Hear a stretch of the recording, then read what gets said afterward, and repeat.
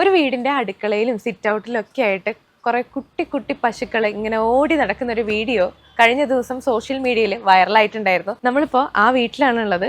അപ്പോൾ നമുക്കിന്ന് കുറച്ച് പൊങ്ങന്നൂർ പശുവിന്റെ വിശേഷങ്ങൾ അറിയാം. അങ്കിളെ പേര്? രാജു സി ഗോപാൽ. അജിത. കഴിഞ്ഞ ദിവസം സോഷ്യൽ മീഡിയയിൽ ഇങ്ങനെ വൈറലായിട്ട് പോകുന്നുണ്ടായിരുന്നു ഈ വീട്ടിലെ ഒരു വീഡിയോ.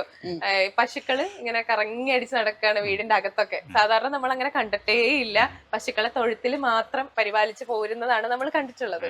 പക്ഷെ അതിൽ നിന്നും വളരെ വ്യത്യസ്തമായിട്ട് ഈ അടുക്കളയിലും സിറ്റ് ഔട്ടിലും ഒക്കെ ഇങ്ങനെ കറങ്ങി നടക്കുന്ന കുറെ വീഡിയോസ്. അപ്പോ അതെന്താ അങ്ങനെ നിങ്ങളെ പശുക്കൾ അങ്ങനെ വളർത്തുന്നത്? ഇത് പൊങ്ങന്നൂർ വിഭാഗത്തിലുള്ള പശുക്കളായതുകൊണ്ടാണ്. ജനറ്റിക് സ്വഭാവം അത് ഈ ആന്ധ്രാപ്രദേശിലെ പശു. ആന്ധ്രാപ്രദേശിലെ പൊങ്കന്നൂർ എന്ന് പറയുന്ന സ്ഥലത്ത് ഉരുത്തിരിഞ്ഞു വന്ന ഒരു കന്നുകാലി ഇനമാണ്. നമ്മുടെ ഏഷ്യയിലെ തന്നെ ഏറ്റവും ചെറിയ ഒരു കന്നുകാലി ഇനമാണ്. അവിടെ അവർ വളരെ പെറ്റായിട്ടെന്ന് പറഞ്ഞാൽ പരിക്കകത്ത് കടക്കയിലും ഒക്കെ കയറി. അതുകൊണ്ട് അതിന്റെ ഒരു ജനറ്റിക് സ്വഭാവമാണ്.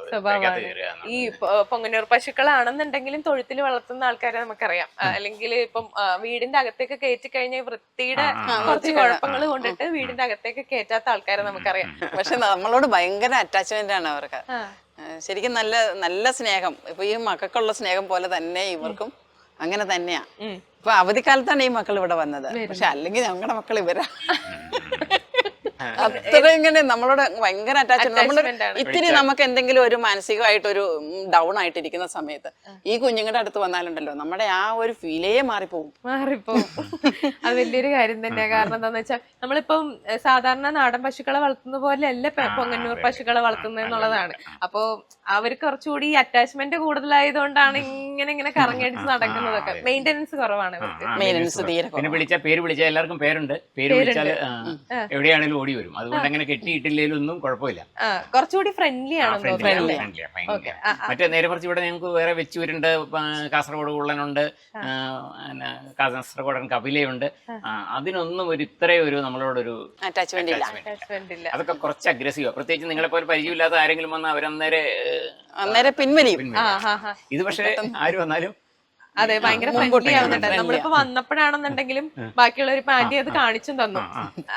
ബാക്കിയുള്ള പശുക്കൾ ഇങ്ങനെ ബാക്കിലേക്ക് മാറുന്നുണ്ട് പേടിച്ചിട്ട്. സാധാരണ അവരിങ്ങനെ ഭയങ്കര ബുദ്ധിമുട്ട് കാണിക്കാറുണ്ട്. പക്ഷെ ഇവരെന്ന് പറഞ്ഞാൽ ഭയങ്കര ഫ്രണ്ട്ലി ആയിട്ട് ഒരു കുഴപ്പമില്ലാതെ പെരുമാറുന്നുണ്ടായിരുന്നു. ഇത് എങ്ങനെ ഈ പൊങ്ങന്നൂർ പശുക്കളെ കൊണ്ടുവരാന്നുള്ള രീതിയിലേക്ക്, അല്ലെങ്കിൽ പൊങ്ങന്നൂർ പശുക്കളെ വളർത്താം എന്നുള്ള രീതിയിലേക്ക് എത്തിയത്? അത് ഞങ്ങൾക്കൊരു വൈറ്റ് വെച്ച് ഞങ്ങൾക്ക് ആദ്യം ഒരു കാസർഗോഡ് കുള്ളനായിരുന്നു, ഡാർഫായിരുന്നു ഉണ്ടായിരുന്നത്. അപ്പോൾ അതിനൊരു വെച്ചൂര് ആർട്ടിഫിഷ്യൽ ഇൻസിമിനേഷൻ വഴി ഒരു വെച്ചൂര് കുത്തി വെച്ചപ്പം ഒരു പ്രാവശ്യം ഒരു വൈറ്റ് വെച്ചൂരുണ്ടായി. അപ്പം ഞങ്ങൾ വിചാരിച്ചു വെറ്റനറി ഡിപ്പാർട്ട്മെന്റിന് മൃഗാശുപത്രിയിൽ നിന്ന് അവർക്ക് പോലെ മാറിപ്പോയതായിരിക്കുമെന്ന് ഞങ്ങൾ വിചാരിച്ചു. അപ്പൊ അങ്ങനെ അത് ഇച്ചിരി വലുതായപ്പോഴാണ് ഈ തൊടുപുഴയിൽ നിന്നൊരു വെറ്റനറി ഡോക്ടർ ഇവിടെ വന്നു പശുവിന്റെ എന്തോ ഒരു അത്യാവശ്യത്തിന് വേണ്ടി. അപ്പൊ ഈ ഡോക്ടർ ഇതിനെ കണ്ടപ്പോൾ ഡോക്ടർ പറഞ്ഞു, നിങ്ങൾ വളരെ ലക്കിയാ. അതിന്റെ കാരണം ഇതൊരു 1% അങ്ങനെ ഈ വൈറ്റ് വെച്ചൂരുണ്ടാകും.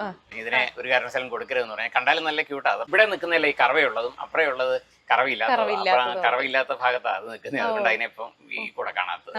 അപ്പൊ ആ വൈറ്റ് വെച്ചൂര് വലുതായപ്പം ഇവിടെ ഈ വെറ്റനറി ഡിപ്പാർട്ട്മെന്റിൽ നിന്ന് തന്നെ റിട്ടയർ ചെയ്ത ഒരു വേണുഗോപാൽ സാറ്, അദ്ദേഹമാണ് പറഞ്ഞത് ഇങ്ങനെ ഒരു ഇനമുണ്ട്. അന്നാണ് നമ്മൾ ആദ്യം കേൾക്കുന്നത്. ഈ പൊങ്കന്നൂർ എന്ന് പറയുന്ന ഒരു ഇനമുണ്ട്. അതിന് ഈ വൈറ്റ് വെച്ചൂരിനോട് ഭയങ്കര സാമ്യമുള്ളതാണ്. അദ്ദേഹം തമിഴ്നാട് വഴി എങ്ങാണ്ട് ഇതിന്റെ ഒരു സെമൻ കൊണ്ടുവന്ന് ഇതിനെ ഇൻസിമിനേറ്റ് ചെയ്താൽ ഈ പൊങ്കന്നൂരിനോട് 80% എങ്കിലും സാമ്യമുള്ള കുഞ്ഞുണ്ടാകും എന്ന് പറയാം. അങ്ങനെയാണ് നമ്മൾ ഇത് ആദ്യം കേൾക്കുന്നതും. അപ്പോൾ സാർ അങ്ങനെ പറഞ്ഞപ്പോൾ സാറുമായിട്ട് നല്ല പരിചയമുള്ള ആയിരുന്നുകൊണ്ട് സാറിനോട് അങ്ങനെ കൊണ്ടുവരാൻ പറഞ്ഞ് അങ്ങനെ ഇൻസിമിനേറ്റ് ചെയ്താണ് ഈ ഇതിനെ നമുക്ക് പരിചയപ്പെടാൻ ഇടവന്നത്. ഇപ്പൊ ആന്റി ഇവ സംസാരിച്ചപ്പോഴത്തേനും പറഞ്ഞിട്ടുണ്ടായിരുന്നു ഇവരില്ലാത്ത സമയത്ത് ഞങ്ങൾക്ക് ഇവരാണ് മക്കള് എന്നുള്ളത്. അപ്പൊ ഈ പശുക്കളെ വളർത്താൻ തുടങ്ങിയത് രണ്ടുപേരും കൂടെ എന്താ പറയാ ജോലിയൊക്കെ കഴിഞ്ഞു കഴിഞ്ഞിട്ട് കുറച്ച് ഒഴിവ് സമയങ്ങളൊക്കെ ഇരിക്കുമ്പോ നോക്കാനും പരിപാടികൾ അതിനു വേണ്ടിയിട്ടാണ്. പിന്നെ നമുക്ക് കൃഷിക്ക് ആവശ്യത്തിനുള്ള ചാണകം കിട്ടണം. അങ്ങനെയായിരുന്നു ആദ്യം തുടങ്ങുന്നത്. നമ്മൾ തുടങ്ങിയത് എങ്ങനെയാണെന്ന് ചോദിച്ചാൽ, ആദ്യം ഞങ്ങള് പെൻഷൻ ആയി കഴിഞ്ഞപ്പം ഞങ്ങൾക്ക് സാധാരണ പെൻഷൻ ആയി കഴിയുമ്പോൾ ഇനി എന്നാ ചെയ്യേണ്ടതെന്ന് ആൾക്കാർക്കൊരു സ്വാഭാവികതയുണ്ട്. ഞങ്ങൾ നേരത്തെ തന്നെ തീരുമാനിച്ചായിരുന്നു കൃഷിയാണ് ഇനി ഭാവി. അപ്പൊ ഞങ്ങള് റബ്ബറൊക്കെ ഉണ്ടായിരുന്ന സ്ഥലത്തെ റബ്ബറെല്ലാം വെട്ടിക്കളഞ്ഞിട്ട് റംബുട്ടാൻ കൃഷി ചെയ്തു. അപ്പൊ റംബുട്ടാന് അന്ന് പറയുന്നത് ഇത് പൂർണ്ണമായിട്ടും ജൈവ രീതിയിൽ നമുക്ക് വളർത്താൻ പറ്റുന്ന ഒരു ചെടിയാണ് എന്ന് പറഞ്ഞുകൊണ്ട് ഞങ്ങൾ തമിഴ്നാട്ടിൽ നിന്ന്, അന്ന് നമുക്ക് പശുക്കൾ ഒരു പൂച്ച പോലും ഇല്ലായിരുന്നു. ഞങ്ങൾ രണ്ടുപേരും അധ്യാപകരായിരുന്നുകൊണ്ട് വീട് അടച്ചിട്ടിട്ടായിരുന്നു പോകുന്നത്. അപ്പം ജന്തുക്കളെ ഒന്നൊക്കെ വളർത്തിയ ബുദ്ധിമുട്ടായതുകൊണ്ട് ഒരു പൂച്ച പോലും ഞങ്ങൾക്കില്ലായിരുന്നു. അപ്പൊ അതുകൊണ്ട് ഞങ്ങള് ജന്തുക്കളൊന്നും ഇല്ലാതിരുന്നാലും പശു ഒന്നും ഇല്ലാതിരുന്ന കാരണം ചാണകം ഇതിനിടാനായിട്ട് അത്യാവശ്യമായതുകൊണ്ട് തമിഴ്നാട്ടിൽ നിന്ന് ഞങ്ങൾ പലരും കൂടി ലോറിക്ക് ചാണകം ഇവിടെ കൊണ്ടുവന്നു. അപ്പോൾ ഇവിടെ ഉണ്ടായിരുന്ന ഒരു മാർട്ടിൻ സാർ എന്ന് പറയുന്ന ഒരു കൃഷി ഓഫീസർ പറഞ്ഞു, ഇത് വെറുതെ നിങ്ങൾ മിയർ വേസ്റ്റ് ആണ്. അതിന്റെ കാരണം എന്താ വെച്ചാൽ ഇതിനകത്തെ ബാക്ടീരിയ മുഴുവൻ ഡെഡ് ആയത് അവരിങ്ങനെ വെയിലത്തിട്ട് ഉണങ്ങിയ ചാണകമാണ്, അതുകൊണ്ട് ഒരു ചെറിയ പശുവിനെ മേടിക്കാൻ പറഞ്ഞു. അദ്ദേഹം അങ്ങ് നിർബന്ധിച്ചത് കാരണമാണ് ഞങ്ങൾ ഒരു ചെറിയ പശുവിനെ മേടിക്കാനായിട്ട് ഇങ്ങനെ അന്വേഷിച്ച് നടന്നു. അപ്പം അന്ന് വെച്ചൂരിന്, അതായത് 2013 ഞങ്ങൾ ഞാൻ പെൻഷനാകുന്നത്, 2013 വൈഫ് പെൻഷനാണ്. ആ കാലഘട്ടത്തിൽ ഈ വെച്ചൂരിനെ അന്വേഷിച്ചപ്പോൾ 1 ലക്ഷം രൂപയൊക്കെ കിട്ടാൻ ബുദ്ധിമുട്ടായിരുന്നുകൊണ്ടാണ് അത്ര ഭയങ്കര ഒരു വില അന്നുണ്ടായിരുന്നത്. ഇല്ല, അന്വേഷിച്ച നമ്മള് എത്രയിടത്ത് അന്വേഷിച്ചാലും ഇല്ല, സാധനം ഇല്ല. പക്ഷെ അതിന്റെ പാലിനൊക്കെ ഒരുപാട് ഗുണമുണ്ട്. അത് പാലിനുണ്ട്, ചാണകത്തിനും ഗുണം ചാണകത്തിന് ഗുണമുള്ളതുകൊണ്ടാണ് അതിനെ അന്വേഷിച്ച് നടന്നു കേട്ടോ. അത് കഴിഞ്ഞ് ഞങ്ങള് അതിനെ കിട്ടാണ്ട് വന്നപ്പോഴത്തേക്കും വെച്ചൂരെന്നുള്ള മോഹം ഉപേക്ഷിച്ചിട്ട് ഒരു കാസർഗോഡൻ ഡാർഫ്, അതാണ് കുറച്ചുകൂടെ വില കുറച്ച് കിട്ടുമല്ലോ എന്ന് വിചാരിച്ച് ഒരു 45,000 രൂപ കൊടുത്ത് ഒരു കാസർഗോഡൻ ഡാർഫിനെ മേടിച്ചുകൊണ്ട് വന്നു.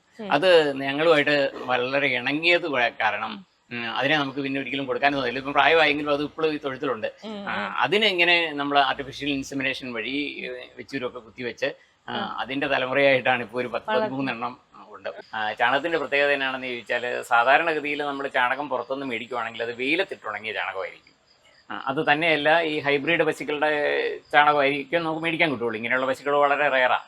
അപ്പോൾ ഈ പശുക്കളുടെ 100 ഗ്രാം ചാണകത്തിനകത്ത് 300 മുതൽ 500 കോടി ഈ റൈസോ ബാക്ടീരിയകൾ എന്ന് പറഞ്ഞാൽ, ചെടിക്ക് ശരിക്കും വളങ്ങൾ വലിച്ചെടുക്കണമെന്നുണ്ടെങ്കിൽ ചെടിയുടെ വേരുമായിട്ട് ബന്ധപ്പെട്ട് വളരെ പ്രയോജനകാരികളായ കുറച്ച് ബാക്ടീരിയകൾ, റൈസോ ബാക്ടീരിയകൾ എന്ന് പറയും. അങ്ങനെ റൈസോ ബാക്ടീരിയകൾ ഇതായിട്ട് അസോസിയേറ്റ് ചെയ്ത് വേണം.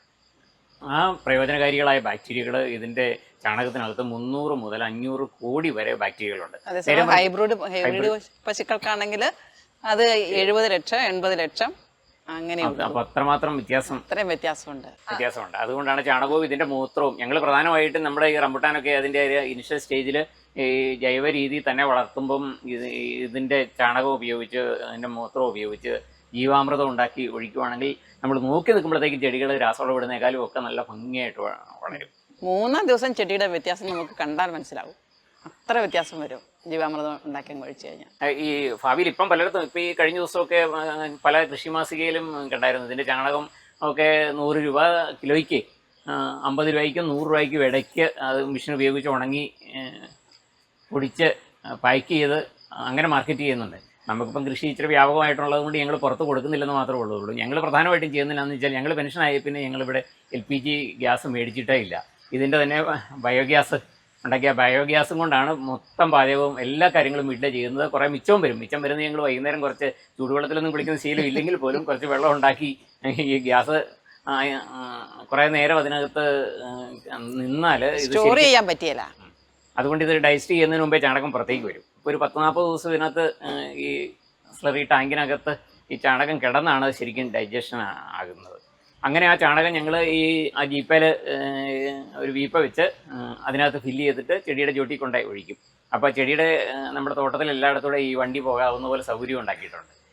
അപ്പോൾ അതിനോടൊപ്പം തന്നെ ഈ കുറച്ച് ഇതിൻ്റെ പച്ച ചാണകത്തിനാണ് ഈ ബാക്ടീരിയ ഏറ്റവും കൂടുതലുള്ളത്. അപ്പോൾ ആ സ്ലറി ഒഴിക്കുന്നതോടൊപ്പം ഒരു ബക്കറ്റ് അതിൻ്റെ ഏറ്റവും ഫ്രഷ് ആയിട്ടുള്ള ചാണകം കൂടെ കൊണ്ടിടും. അത് ഈ ബാക്ടീരിയ ഒന്ന് ചെടിക്ക് നന്നായിട്ട് മണ്ണിൽ ഉണ്ടാവാൻ വേണ്ടി കൂടെ കൂടിയാണ്. നമ്മൾ ഇതിന് പാലൊന്നും കൊടുക്കുന്നൊന്നുമില്ല. പാല് നമ്മുടെ ആവശ്യത്തിന് കറന്നെടുത്തിട്ട് ബാക്കിയുള്ളത് ഈ കിടാക്കളെ കുടിപ്പിക്കുക. അതുകൊണ്ടാണ് ഇവരെല്ലാം ഇങ്ങനെ നല്ല ക്യൂട്ടായിട്ടും നല്ല നിൽക്കുന്നത്.